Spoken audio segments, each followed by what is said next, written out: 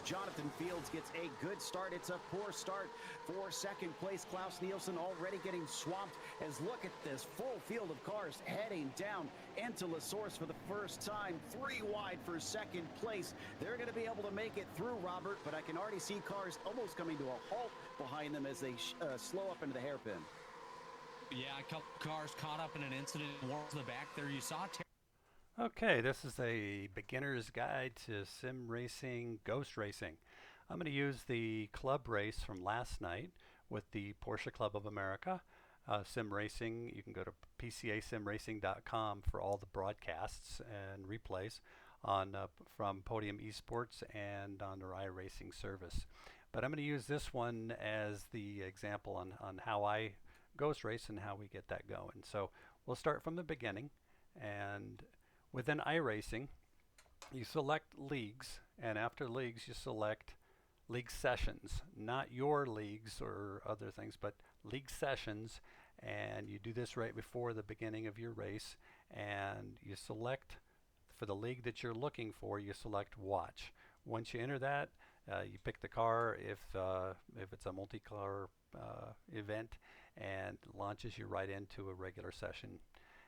Once you're in the session, you cannot grid. You have to start from the pits. So what I do to make it a little more realistic as a race is listen and watch the relative, and listen for the race begin. And as soon as it gives you the option to put it into first gear, I tend to go out on the track and back up to the best place that I can use to join. So in this particular case, we're going to go right up there, and from here, from my side window, you can't see it. Let's see. Here we go. I think I pulled ahead a little bit here. There we go. Okay, so from here, you can see the field coming, and so it gives you can still, again, watching your relative, watching what's going on, try to pick the best place to go. My qualification was around P12, P15, so I'm going to jump in and try to find a spot, an open spot somewhere around there, and just get in.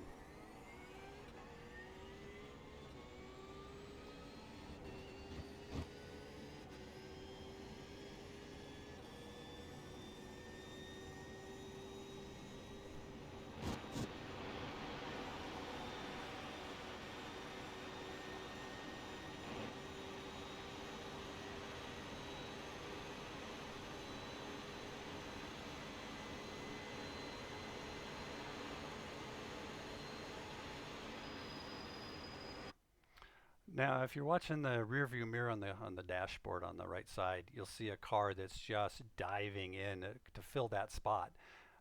Much more aggressive than I am on this start, but if he saw me there, he would have had to either go around or would have had to brake, but he wouldn't be able to go right through me. So I'm not going to acknowledge his existence, because if I was there, he would not have been able to do this. But watch what happens. So here's the tricky part, where you can't see what's going on. You kind of have to plan on being able to get through some of these turns by route memory and following the way the car is going. But I try to avoid these, but at the beginning of a race, it's sometimes inevitable.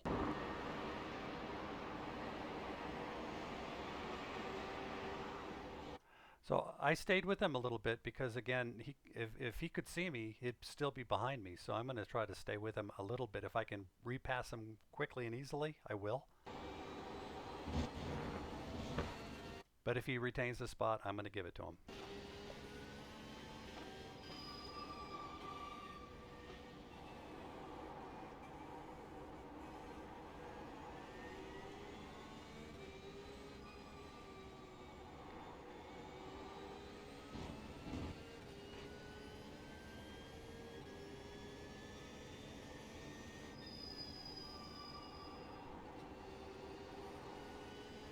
Now, again, look at the rear view mirror on the dashboard. Yellow car right behind me, and it's going to cause some trouble because that's where my eyes are going. I know that he doesn't have to acknowledge my space. So as I'm watching him drive into my car, I'm not watching where I'm going. So be careful with that because I hit him. That would have been a 4X and probably a penalty. But so be careful with that. That's one of the hardest things. Again, this is the beginning. It's chaos. So get through the first 2-3 laps and things smooth out.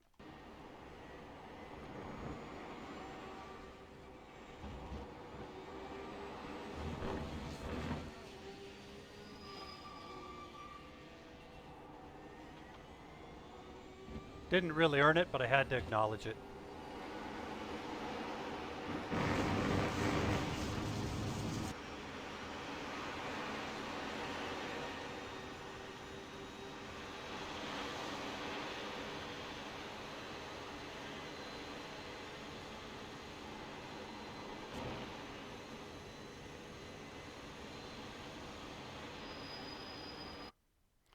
Same thing with the red car. He got a run on me because I had to check up for the white car ahead of the yellow car. But I'm going to try to stick with him, and I probably shouldn't do this, but I went with him.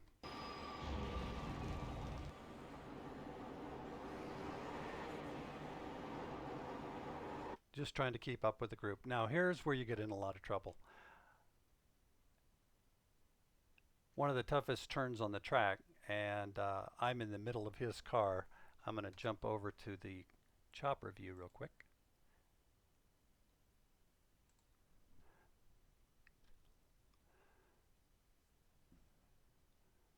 So I turned in just to try to keep my line, to keep pace with them, try to keep up with this group and let things sort itself out. But right in the middle of that turn, I couldn't see a thing.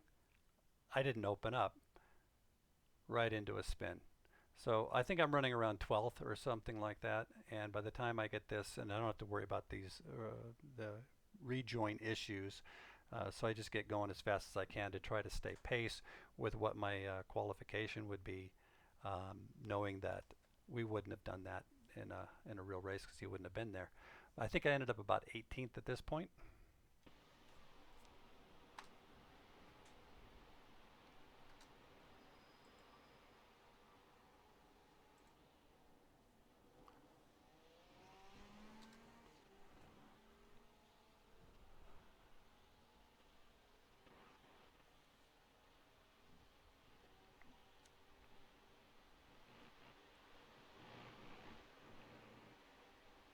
That was definitely an X, possibly a slowdown.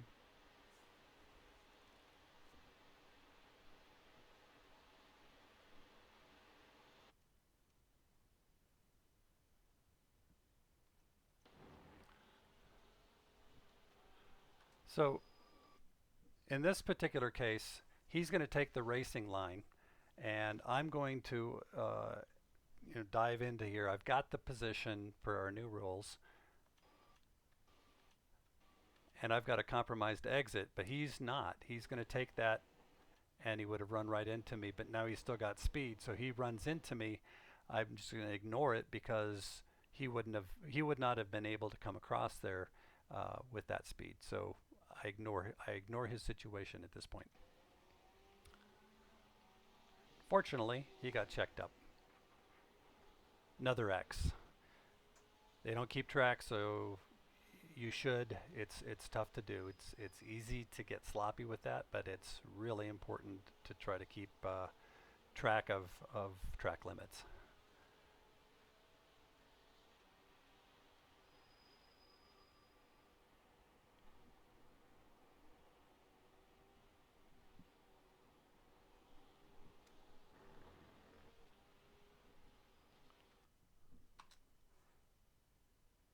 Now, some of the challenges are iRacing does not keep track of your information while you're racing. Notice I'm on lap 0, and if you look at my lap times, I don't have any. So you have to use other devices to keep track of where you're at. Doesn't give you position much information whatsoever. So in order to move around on the replays and so forth, if I skip up to the next car, I can see I'm lap 2. I'm going to jump up to lap 3 He looks like he hit the pit, so we'll...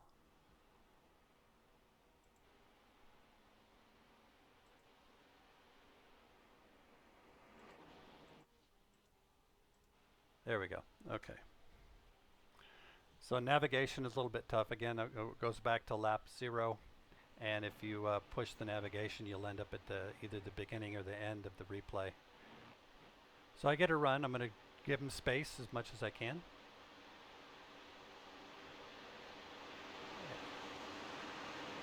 Even though normally he would have come over, I'm going to give him as much space as I think that he should deserve for that situation, so as to not compromise my speed. Probably an X. So again, he would not have been able to do that had he seen me. So I'm going to stick with it. But he gets a run, so another X. I think I'm up to, what, a half a dozen easy.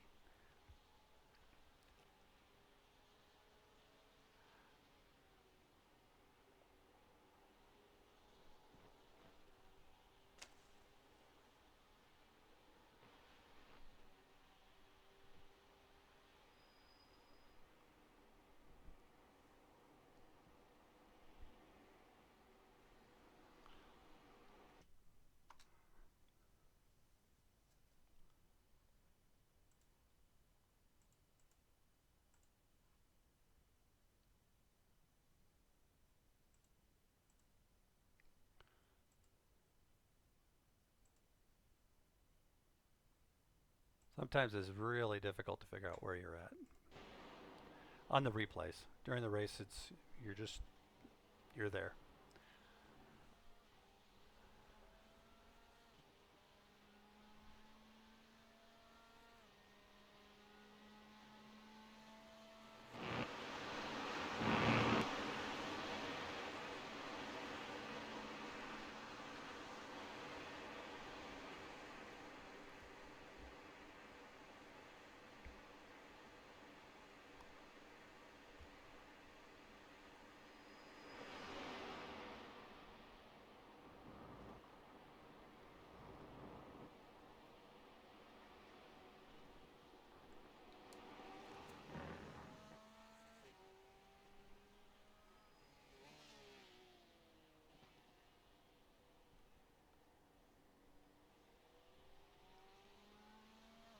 So as you can see, as the race progresses along, it gets a lot easier.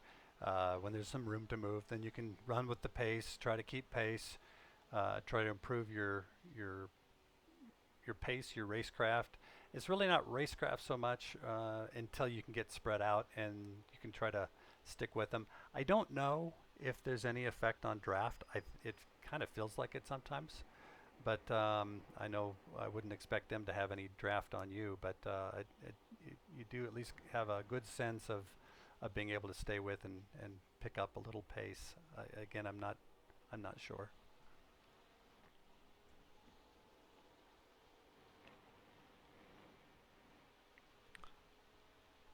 All right, we're gonna skip ahead quite a bit here. I'm going to go back a car and just go through some laps here.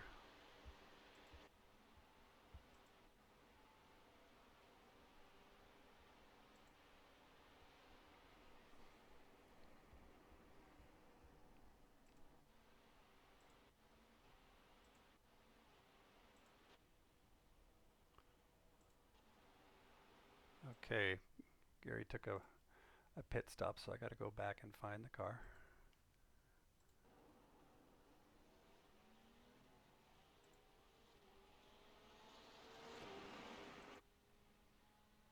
I don't know how I did that. Hang on a second.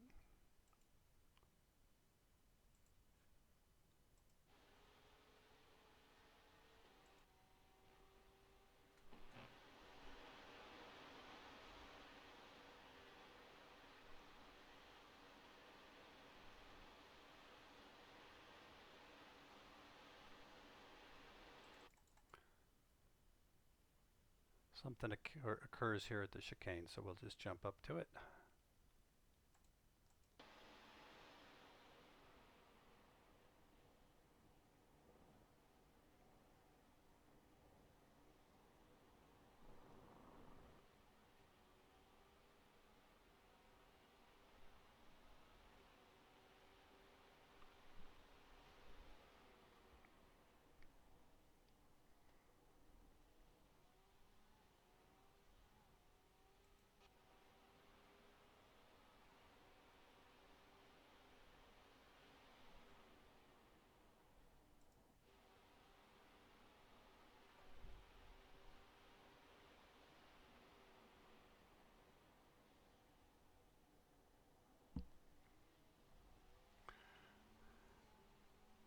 I think this one was a little interesting here.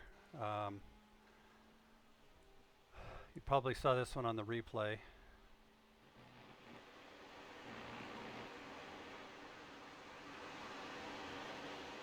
Again, I just take my line.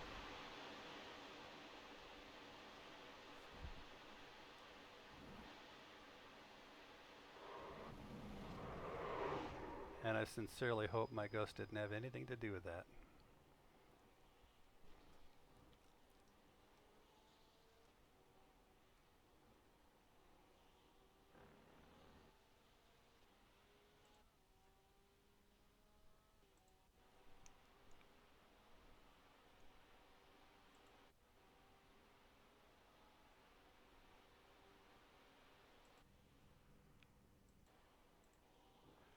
And last lap.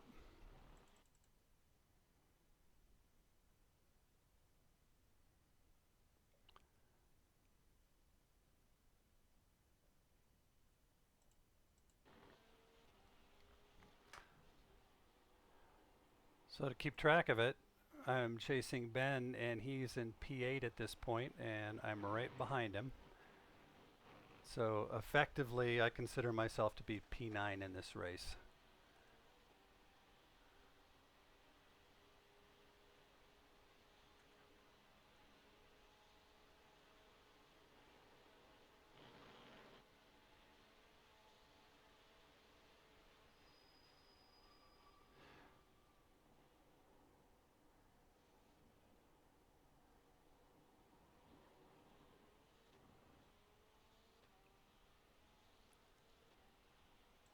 And there's your flag.